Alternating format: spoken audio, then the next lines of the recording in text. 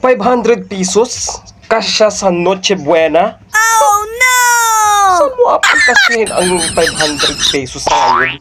Sobrang mahal ng mga bilihin ngayon. Ha? Wow! Abot pa sa sabaw ng bangus yan. Aras kain na lang yan. Mga boss, may isa na namang tanga na sumulpot sa gobyerno. Sabi ni DTI Secretary Cristina Roque, kasya na daw ang 500 piso para sa Noche Buena. What? Sa samya pa lang. Magamatira na yung 500 mo. 2,500 pesos, baka mabili na kayo ng ham, makagawa ka na ng macaroni salad, makakagawa ka na rin ng spaghetti.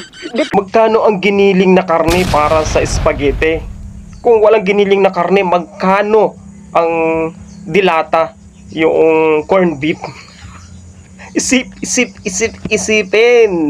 Itanong natin yung rekado sa spaghetti, giniling. Boss Estong, magkano kilo ng giniling? 360 hanggang 350 po ang kilo. 360. Ay, hindi po. Ano yun? Kasi dito pa lang sa kalahating kilo, 75. Tapos yung ingredient pa na ibang ano. Pang spaghetti, hindi talaga kakasya, no? Sahog mo pa lang, siyempre may mga sahog ka, may hotdog ka, magsya-shanghai ka, may gulay ka pa, magkano? Siguro hindi ito nagbabudget sa kanilang pamilya kaya hindi alam kung paano at kung gaano kamamahal ang mga bilihin ngayon.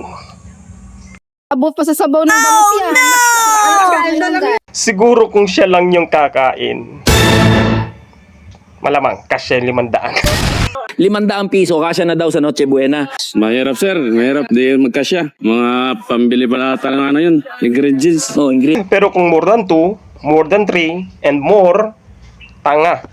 Kulang ang 500 na yan. Try mong mamalingki sa halagang 500 kung paano mo apagkasahin ang mahal ang presyo ngayon. Yan, itatak mo sa isip mo kung tama ba or kasya ba ang 500 piso para sa Noche Buena. No, no, no, no.